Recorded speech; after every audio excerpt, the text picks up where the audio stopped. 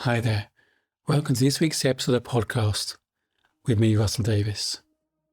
This week, we're looking at a subject that comes up with a lot of my clients, and I certainly can relate to it.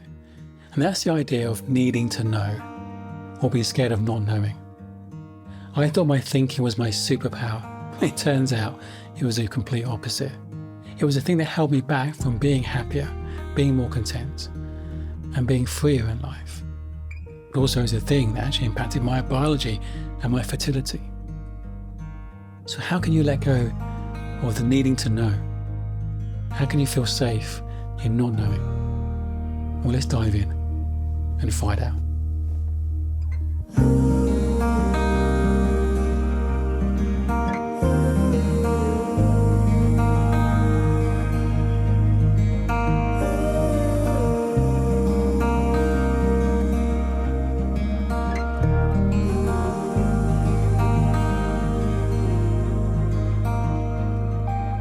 One of the things that come up with a lot of my clients that I completely relate to is the idea of needing to know, or not liking not knowing, not liking the unknown. And I always thought my thinking was my superpower. I could think things through. I could solve problems. I could work out what was going on. Without realizing it was my so-called superpower that meant I felt more stuck in life, unhappy, stressed, worried, living in fear. I was drawing a monster in my head and running out of the room screaming. Without realizing it was me who drew the monster. Because growing up, I think it happens a lot with my clients. I learnt self-reliance. Part of me didn't feel I could trust my mum, particularly, and my dad had got my back psychologically. I had to work out the rules of life so I didn't get shouted at, so I felt more secure in life.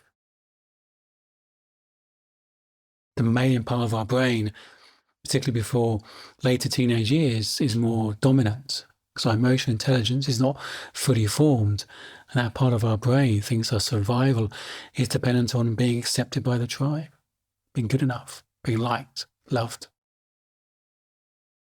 And I constantly try to work out the rules because my mum was unpredictable.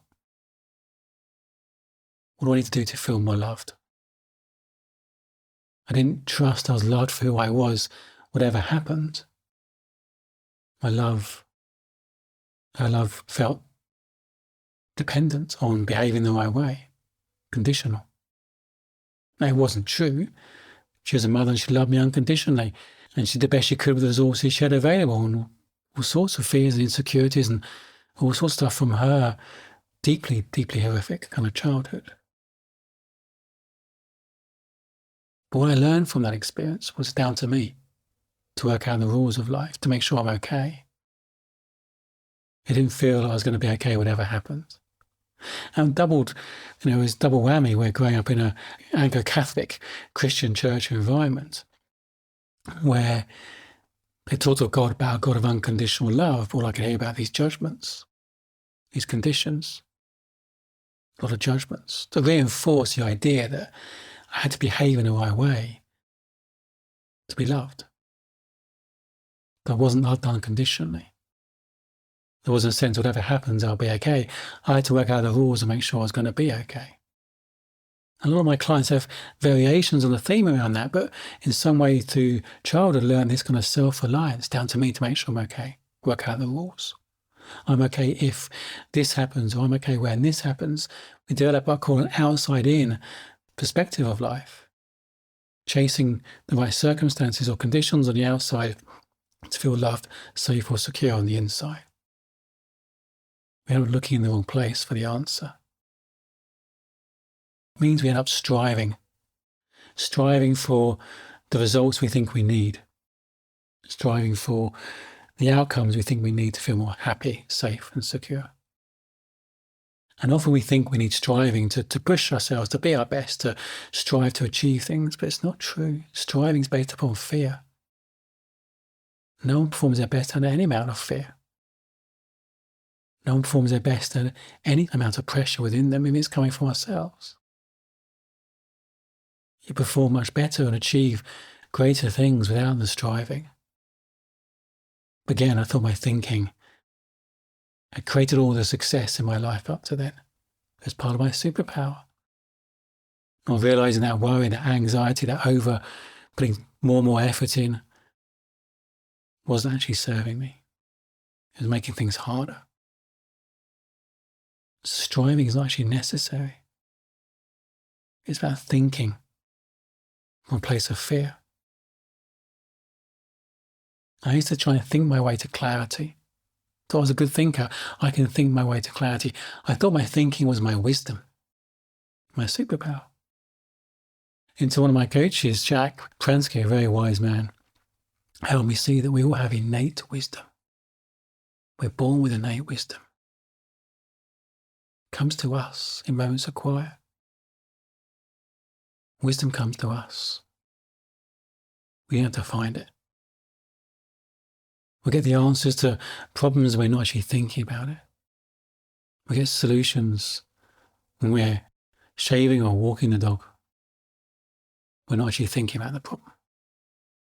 Clarity comes to us in the space between thought. Wisdom comes to us. But I never allowed that. My mind was so busy, there was never any space between thought. There's never any space to hear that little voice within, in intuition. Our intuition doesn't let us down. Doesn't let us down. And the more I've learned that, felt that, relaxed into that, life gets a bit easier, a lot easier. A lot easier. One of the first group coaching programs I developed, I decided that each week there'd be a different theme, subject. And I would send out a resource, a talk or something on that subject a few days before the group coaching call. And then we could explore it, unpack it further. And I had the first few weeks, I had an idea of those subjects, but I wanted to evolve over the program based on where the participants were. But I was terrified I wouldn't have any ideas and my mind would be blank. But it was amazing what happens. Got into a routine where I'd record those resources on a Friday to send out before the weekend. I'd go for a run on a Friday morning and bang, an insight would come. That's the subject this week. These are the key things. I'd get home from the run, I'd map it out as a mind map, then record it, and it felt effortless. And a few weeks before, I was terrified of not having the ideas and knowing what subjects to do and creating those resources. Came to me. Came to me. It's about trust, I guess. Trusting your own abilities. Trusting we are wise beyond our years. Trusting that space between thoughts. Whether you believe it's you or from something bigger than you. I believe we're part of something bigger. And we get tuned into something bigger in that space. When we're aligned in a state of flow or calmness, being, the space between thoughts, I believe we tap into something bigger.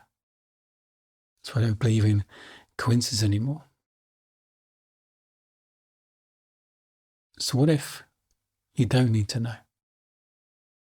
You don't need to know the answers. Solutions come to you. What if clarity comes to you? Solutions come to you. And often it's built upon the outside inness is where it's somewhere we need to get to. I often thought of life as a maze. And I was trying to get to the middle, a feeling of contentment, fulfillment, purpose, safety. I guess like the feeling of being home. The feeling of being home. I was trying to work out the route. Is it this way? Is it this way? Is it the degree? Is it the family? Is it this? Is it this? Not realising we're there already. I was in the maze looking out. I hadn't realised it because I was listening to my thinking. Just looking in the wrong place for the answer. Doesn't realise it's within us already. We're born with it. And that shifts our needs to desires. We can still have goals and aspirations, but there's nowhere to get to. There's nowhere to get to. We're here. And we can follow those desires, those dreams, and hold them lightly, knowing we're okay whatever happens. We're home. We're home. And the more we realise we're home, in my experience, our mind quietens. Our mind quietens. We don't need to know. We're comfortable with not knowing. There's possibility in the unknown. There's possibility in the unknown. Well, if you can know whatever happens, you'll be okay. And you're home. My work with my clients is a remembering, helping them remember the truth of who they are, to help them come back home, to realise they're home, and to live from that space, living more inside out from that space. You get comfortable with not knowing. You know, it's not down to you.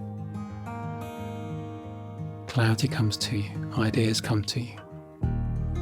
You're going to be okay whatever happens, because there's nowhere you need to get to.